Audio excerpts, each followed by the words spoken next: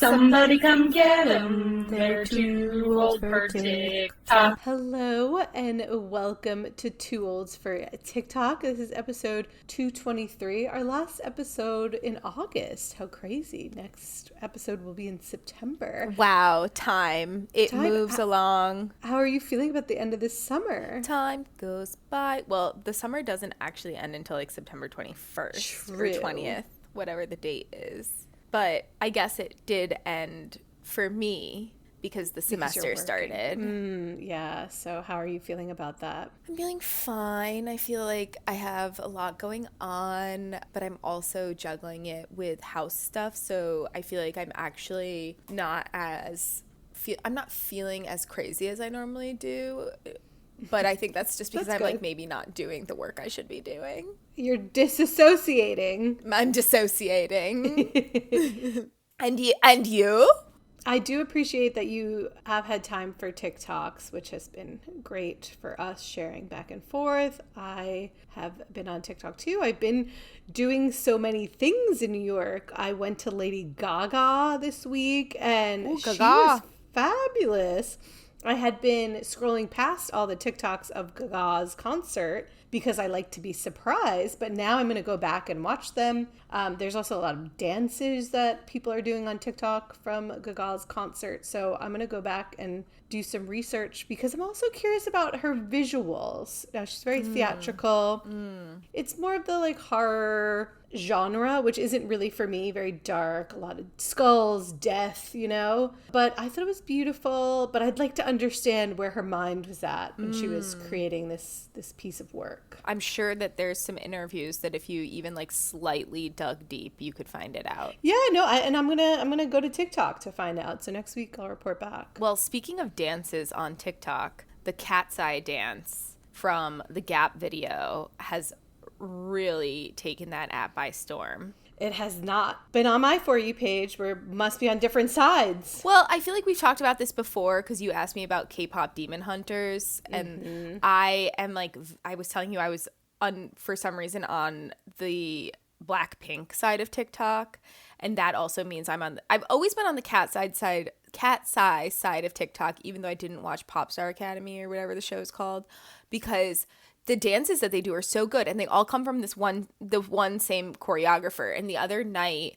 I was just sitting there watching video after video of this guy dancing, and he is a crazy dancer. I gotta look up his name because Yeah, get his name. he is. And now it's like you can really recognize his choreography. His name is Grant Gilmore. Look him up. He's worked with Taylor Swift. And he is the key choreographer for Cat's Eye. And in the Gap commercial, they do these like paws, and you'll see the paw movement in a lot of the dances that he choreographs. But I was just sitting there like, you know, double chin on my couch, like watching a tutorial. Never gonna do that dance. Never gonna learn it. Maybe you should. Maybe you should add that to your to-do list, which is so small, I'm sure. Didn't we try to learn I'm a Savage? Yeah, Savage for sure. And one of the other ones me and Melissa tried to learn. That was a peak pandemic. Oh, days. and when you came to Columbus, you and Ashley tried to learn the Beyonce one. Yes. I'm notoriously Which a Beyonce horrible one dance was that? learner. Cuff It. It was Cuff It. Yeah. Well, You mentioned Taylor Swift, and we'd be remiss to not mention the engagemente of the century. the betrothal. The betrothal, yeah. I haven't been getting a lot of videos about it on TikTok, but I think I'm going to start. I think I'm just delayed because I'm usually on, like I was on the Eras side of TikTok during the tour, so I'm sure I'll be getting some Taylor content. I am happy for them. And I know, Catalina, this is not your favorite topic, so we can move on. Oh, I was just going to say that I don't care at all, but I did we know. ask Ivan if he had seen it, which was probably the extent of me caring. I was really Like, surprised. seen the post, you mean? The Yeah, I was like, Instagram oh, post? did you Yeah. see Taylor Swift is engaged? I was really surprised at the people who I know in like IRL who were posting on their Instagram stories like, I'm so happy. And I'm like, what are these parasocial relationships that we have these days? But my favorite meme that I saw was like some tweet. There was a person saying like, this wasn't really about the engagement, but it was about the comment where it was like your gym coach or your gym teacher and your English teacher getting married. And it was like, you love seeing a billionaire with a private jet self-identify as a English teacher. I never thought about that. That's actually kind of crazy. Like, that's so deranged. Like, I'm like, I'm sorry, but like, I'm glad that it's a very like romanticized idea of what it means to be an English teacher. I say as faculty in the humanities. Well, I got to give a shout out to Karen who broke the news to me. I think I'll remember where I'll be when I heard the news. And Karen broke the news, so then I automatically Googled it. It had not hit any news source yet. Karen just happened to be on Instagram and saw the post before even any news outlet picked it up. So Karen works quick, and I'm happy I was one of the first people to know because of her. Thanks, Karen. Well, should we talk about our TikToks? Mine does not have Taylor on it currently, as far as I know. Neither does mine, but I think it will. I went to the U.S. Open this week as well. It's in full swing in New York. So I don't know. Are you getting any U.S. Open content? No. It's a very New York thing. I think it's New York For You page. I also feel like the U.S. Open becoming a spectacle that people produce content around, and I know we have a video that kind of speaks on this, kind of relates to how the Met Gala, ever since the Notes on Camp one, has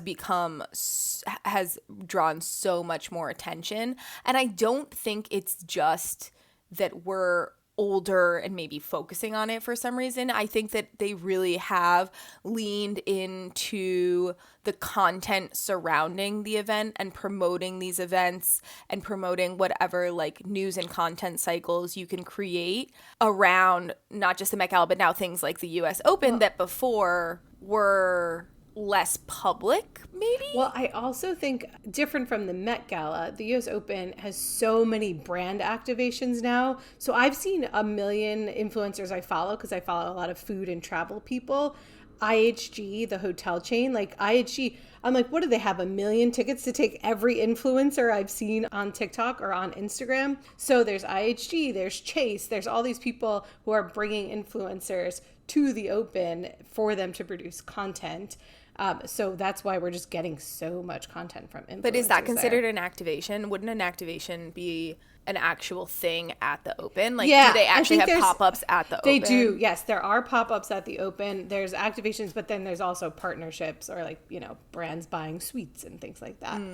So let's get started. You mentioned we have a video by Steph in the City, and it's a long video, but I'll play a little snippet. She is talking about what's different about the US Open now as opposed to she's been going for 20 years, she says. Someone who's been going to the US Open since they were literally 8 years old. Like, I was going to the Open when tickets to Ash cost $20, not $200. I was trying to point my finger on like what bothers me about the US Open today. And I was thinking, is it now that it's turned into an influencer event and it's really just like for brand activations? And I was thinking like, not really, because when I go to a baseball game, I'm not necessarily a fan of baseball. So I am in it for the food, the drink, the photos, etc. But as someone who played sports, I'm always cognizant that like, yes, sports are entertainment now, right? A lot of people who maybe don't know tennis super well, it's just another form of entertainment. You could look at the US Open as a concert or something. But what bothers me is not that people who aren't necessarily fans of the sport or who don't know the sport super well come. It's that they don't respect the sport when they're there. A video came up on my TikTok just now of a group of girls showing their outfits at the US Open. So cute. I watched it because I was like, oh my God, like I kind of want to look cute at the Open this year, right? I'm now someone who goes as purely a fan and a spectator, not as like a little girl who wears my tennis outfit there. So I was like, let me see what they're wearing. They're taking videos while the points are playing. That's what bothers me. And I remember going last year and thinking, this doesn't feel like a sporting event anymore. It just feels like an influencer event so people can take photos, post pictures, and that's part of it. That's how they make money. That's how they get more people there. That's how they open it up to a broader group. I'm a fan of that. That's fine.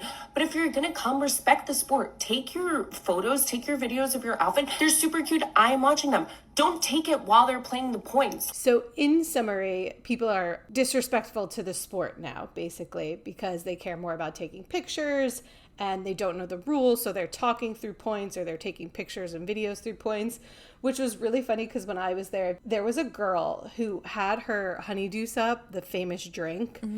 for, I will say, 10 minutes trying to get the perfect photo of the honeydews with the tennis court in the background.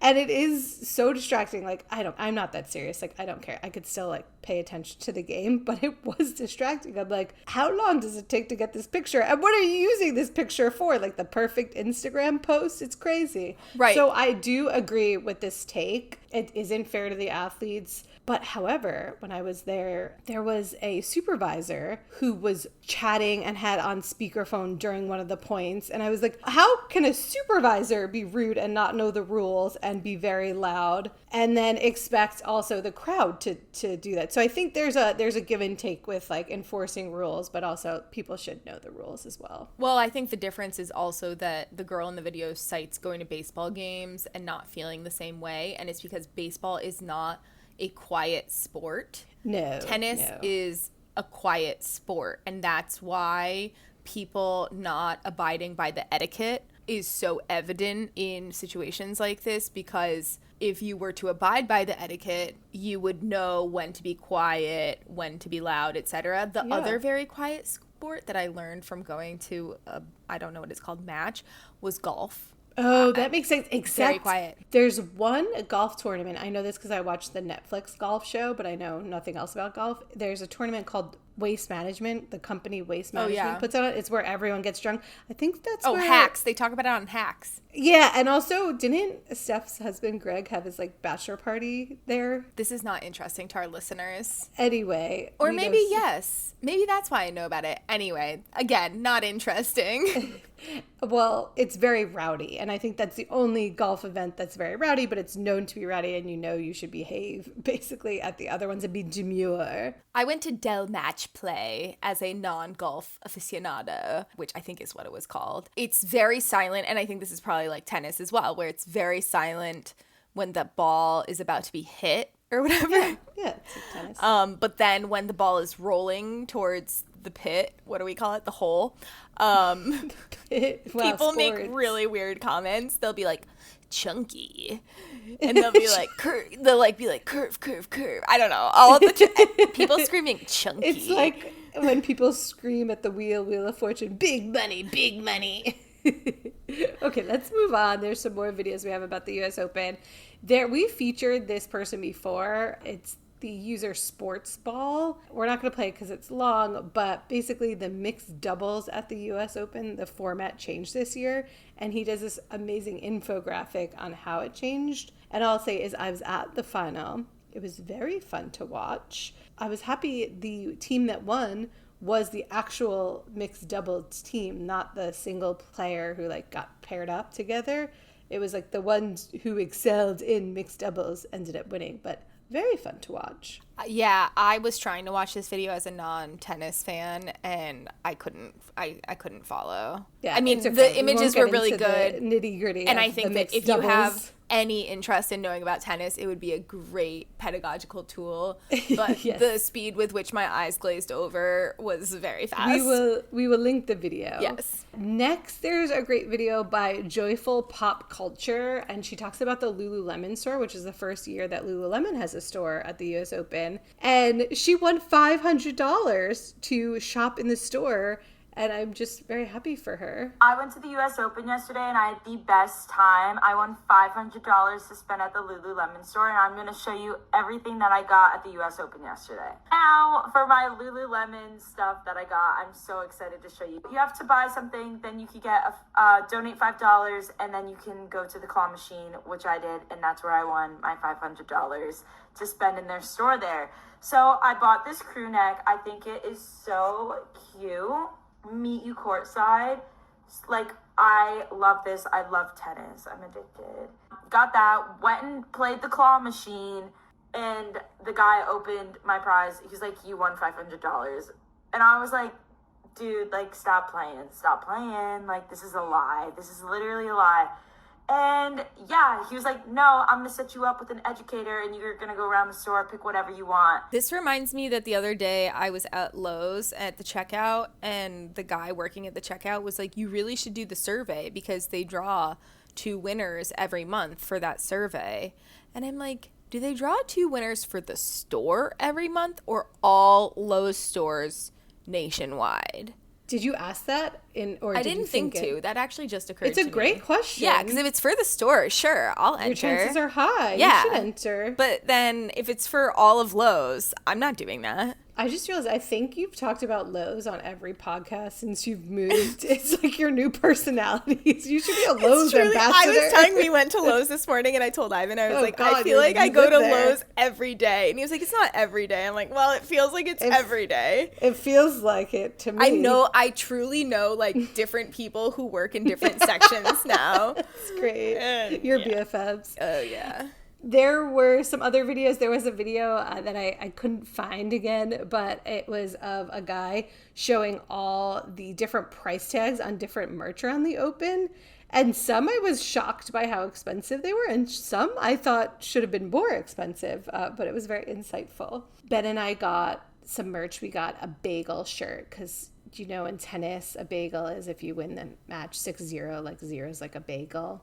So it was a play on New York and bagels and tennis. It's a very cute shirt. I don't know that. The extent of my tennis knowledge was when I was a kid, my dad would take us to the tennis court by our house that belonged to the middle school, and he would have us run laps around the tennis court for Ew. exercise. Except then I was like, I don't want to run, so I would bring my rollerblades, and I would rollerblade around the tennis court for exercise. That's and I memorized weird. all of the graffiti. One of them said, smoke butts every day. And the other one said sharks with a Z. This was written by like Connecticut, like 12-year-olds who were like probably smoking cigarettes on the tennis court. And then we would play tennis, in quotation marks, hit the ball back and forth. And then my dad would have a giant plastic like hefty bag, and we would go to the woods and pick up all the balls that people had abandoned there and keep them. Why would you put them in a hefty Ziploc bag? No, Or a no, hefty garbage bag, like a garbage bag, like Oh, a giant okay. bag. So you just had a plethora of like used tennis balls. Yeah, like I mean, it was I guess like environmentally Yes, sustainable, clean you sustainable. are. We were basically like picking up people's trash. Isn't that insane? Anyway, That's fond really memories insane. of that. So good. Okay, the last thing I'll say about the US Open is I watched a lot of videos about the food there. I tried, and TikTok did influence me because I tried the pasta ramen, which I probably wouldn't have tried. It's a very heavy dish and it was a hot day, but I did enjoy it. It was a shrimp scampi pasta ramen. So it was I a also- soup that tasted like No, it was pasta ramen. It was pasta, basically, but like Dina, ramen ramen noodles. is noodles. Yeah. Oh, so it was ramen. It was pasta. It was ramen, shrimp shrimp scampi. with ramen noodles. Yes. I understand. Because Okay, some there we people go. will be like, birria ramen, but that's a bowl of ramen with, No. yeah, okay. That was good. I had great ice cream from Van Leeuwen. Oh, to add on to a couple of weeks ago, my recommendation for the Trader Joe's small ice cream cones that have like 6 per serving size. Oh, no, not Trader Joe's, whatever. The Kroger, what's the ice cream brand? The like, I don't know, Canetta. Haagen-Dazs? No, whatever. It doesn't matter. Anyway, ice cream brand X. Trader Joe's has a version, Oh. and it's a slightly more appropriate size. Like, it doesn't feel as stupid to eat one because they're like a little bit bigger. You should make a TikTok video about mini ice cream cones. Compare them all. Yeah. I would watch that. That is smart. Yeah, let's do it.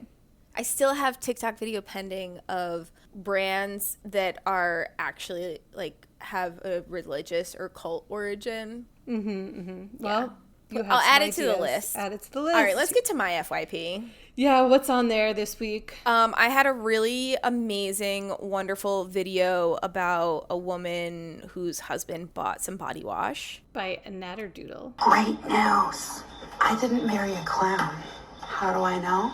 Because he uses body wash that's not for clowns. What's the fragrance of the body wash, you ask? I'll tell you. Naval diplomacy. 2 cannons, thick body wash, naval diplomacy. Directions, work into lather, rinse, go forth and achieve. Patrick, where did you buy this? Smells like navigating the high seas, not Aunt Karen's above ground pool. Supposed to have citrus. So straight. He also bought it at the Home Depot. This is why you're getting service content. The naval diplomacy is so good. I've never heard such a thing. I like someone wrote in the comments that did they put citrus so that they wouldn't get scurvy? Wow. I mean, I frankly am impressed. I love like man brands. Like, someone else wrote like, this is gender affirming care. yes, it is.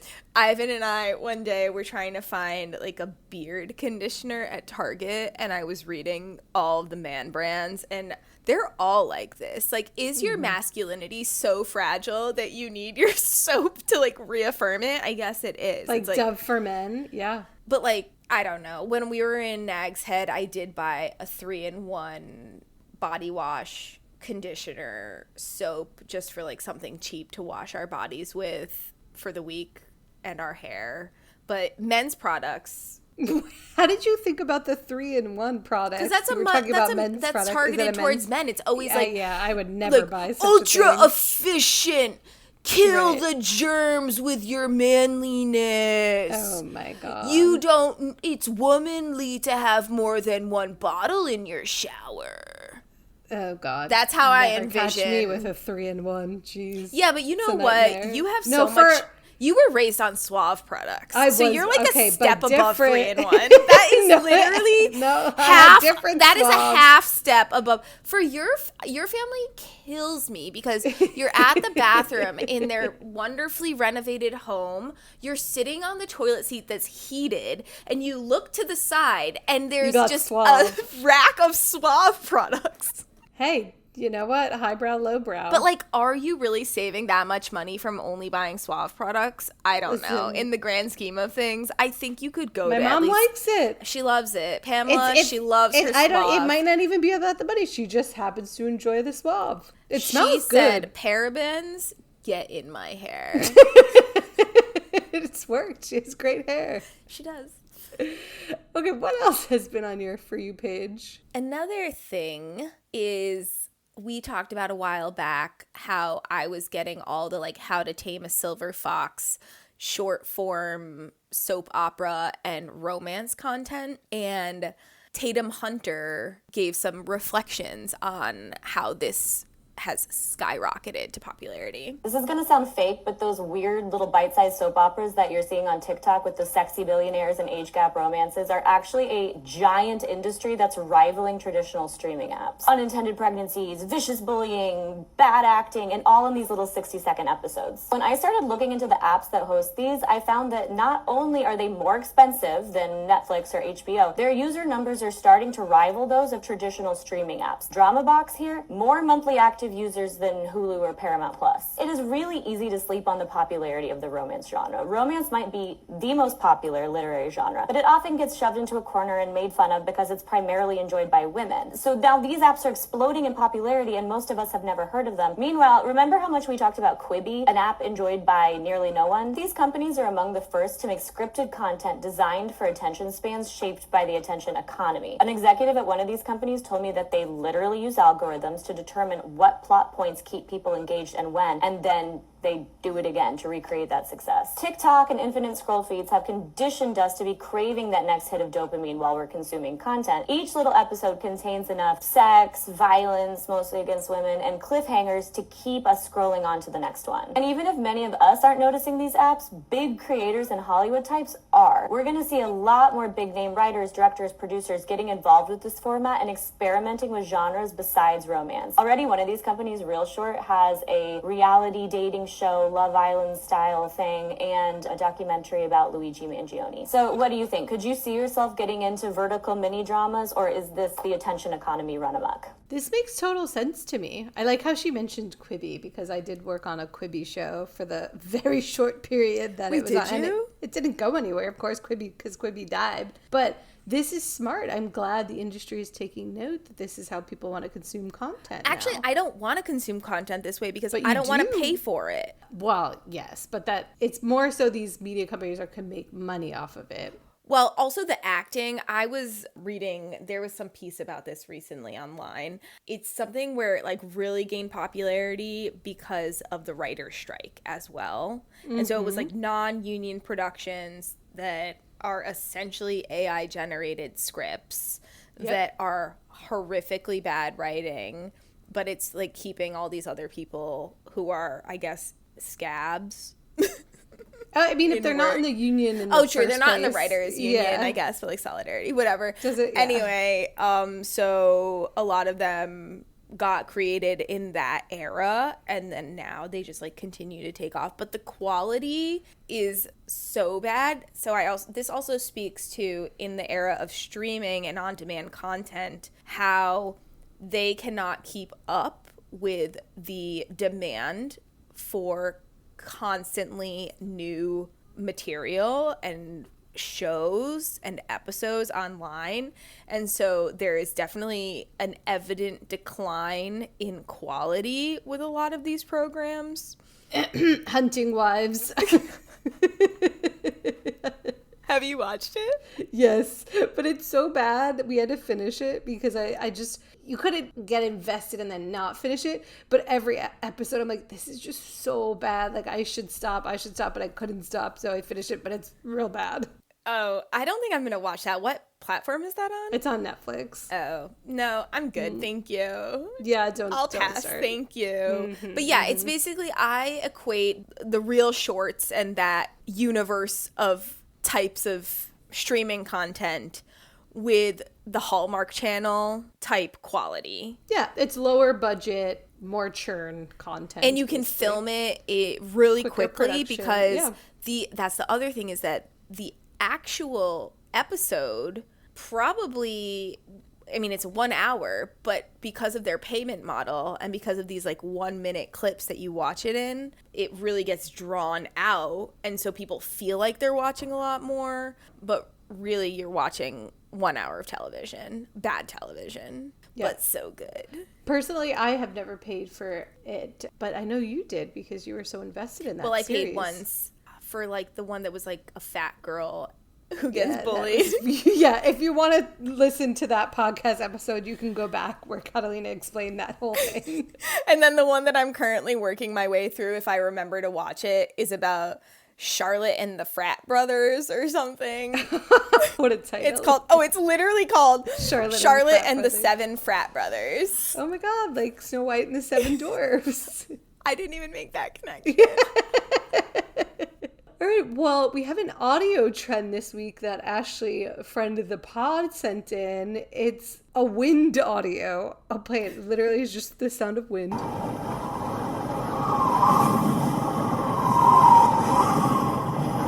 It's very visual, but there's a video by NAE Bubbles 03. And I think it's probably Nay, but whatever. Sure. The trend is people are blown off their couch and then they're rolling, or some are doing somersaults, and the whole, you want to see where the wind blows. So usually ends, a lot of mine I'm seeing are people ending at the fridge and taking out ice cream or alcohol. I love that for them. Nay, I think, takes out ice cream. Ice cream. at the She end. takes out a pint of Yeah. ice cream. Yeah. What would you be blown to? I mean, ice cream, probably. Yeah, I would be blown to a mini ice cream cone. Probably the slightly larger one from Trader Joe's. Next on Drama Talk. Drumstick. It's Drumsticks. Oh, that's the brand. That That's makes the sense. brand. Yeah, they make some good Drumsticks. ice The cream. mini drums. Serving size of 6.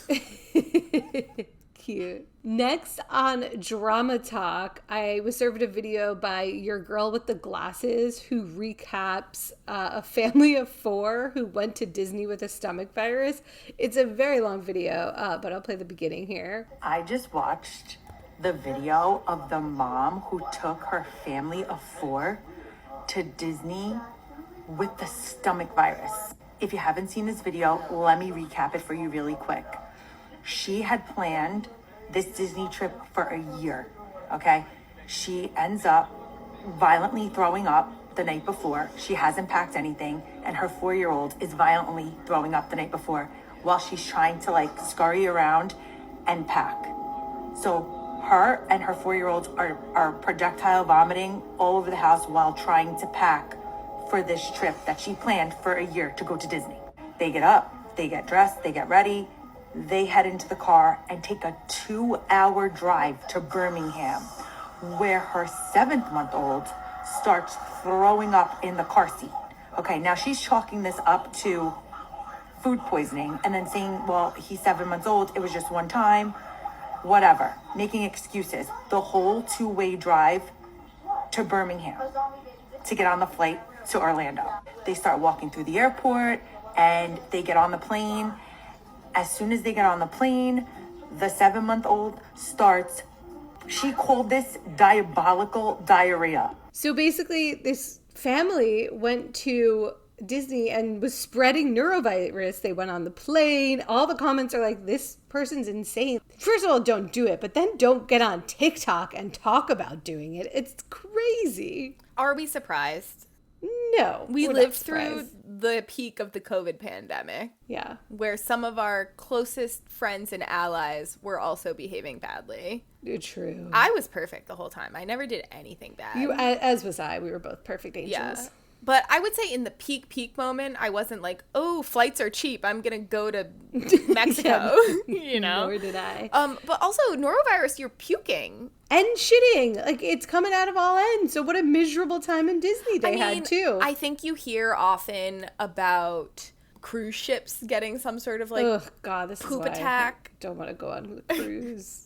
I want to But- go on a cruise with you. We would have fun. We'd have I think fun we would anywhere. have fun. I don't think I want to be on a cruise, but I think that I No, could I don't lean either. into it. Yeah. we Unless could. that our cruise ship got hit by norovirus and then we were just like diarrheaing the entire There's time. a documentary on Netflix called, like, The Poop Cruise or something. I know, I which saw that I refuse to advertisement. And watch. again, I was like, we've gone too far. Bring the writers back. Well, it's a documentary. You don't really need writers. You need someone to write. No, some docs you don't, and some you do. Wow. So, yeah. the more Insight. You know. heard it here I believe first. What? That just reminded me. Werner Herzog has a TikTok. Not a TikTok. A Instagram. I actually have to check if he has a TikTok too. He opened a TikTok. Put him Instagram. in celebrities on TikTok. Oh my God, wait, now I section. need We to haven't check. done I in a saw it while. on Instagram. He did such a Werner Herzog reel the other day. Sorry, it was reminding me documentaries because he's promoting his new film. I'm sure he's on TikTok then. Oh my God, check him out. All right. Okay, well, back to the Disney family. A lot of the comments were saying that this person had trip insurance, so they could have easily canceled the trip, but they didn't choose to. So That's ridiculous. it's crazy. Werner Herzog does not have A TikTok. a TikTok, no. But there's Should we make lot... a bet that by the end of the year he'll have a TikTok? I don't like think did he with will. Jay-Z? I don't think he will. But there's a lot of the sad beige clothes for sad beige children audio on TikTok of him talking about sad beige clothes for sad beige children. Oh, like his voice is Yeah. the audio. Yeah. Makes sense. Welcome to Werner Herzog's new line of children's toys, sad beige toys for sad beige children. When I think about the suffering of humanity in the universe and how vast it is, I like to take a slide down the slide into the abyss of the soul. Oh, no. I think it's AI, maybe. Oh, wow. Yes, it's a TikTok persona comically drawing on the way that Werner Herzog speaks, but talking about images of children that are like wearing beige clothing and playing with beige toys. Wonderful. That probably Check it won't out. be my child. Okay, last but not least, on New York City TikTok, we have a video by Anna.Minocha. People always ask me how I deal with tough days in New York, and I don't have tough days. And let me tell you why. Because every single day in New York is my birthday, at least at Sephora. Because what I do when I date someone and it doesn't work out, and I've dated at least 50% of the population of New York, is that I take this person's phone number and I walk on over to Sephora and I sign them up for like one of those birthday small gift bags. And so every single day of the year, because I've definitely dated like 365 people, every single day of the year is my birthday. I don't care. All these little things you see on my dresser, they're probably like either from the K-Beauty store or they're like a birthday gift from Sephora. So like today, I found out there was a mouse in my apartment. His name is Bob. Hey Bob, is you here? He's not here. But I'm trying to catch him and I was really distressed about it and I was just like, wait, why am I sad? It's my birthday. And I went over to Sephora and I got my little gift. So highly recommend doing that. Be resourceful, you know. Use those phone numbers to the full extent of your abilities. This is genius, but also I feel like kind of stupid for sharing because I feel like now Sephora is going to do something about it. And also, how do you keep track of the name associated with the day of the birthday that you gave? I would need the spreadsheet. I think that just that day I would register it and say it was Oh, my and get birthday the that prize. day. Yeah. I would just That- go into my phone and Oh, register right. someone's You don't. number. Right. They don't need proof of your Yeah. what day is your birthday. You're just in the system. Well, I think Yeah. we might have talked about this on the pod already, how American Airlines is like T-Mobile access. Yes, we have. But talked now about they it. put two-factor I authentication. know, it's so sad. Ridiculous. Ridiculous. Okay. Okay. That wraps up for this week. We will be back next week. Thank you for listening. Thank you, Catalina. Thank you, Dina and Shmerlina. Goodbye. Bye.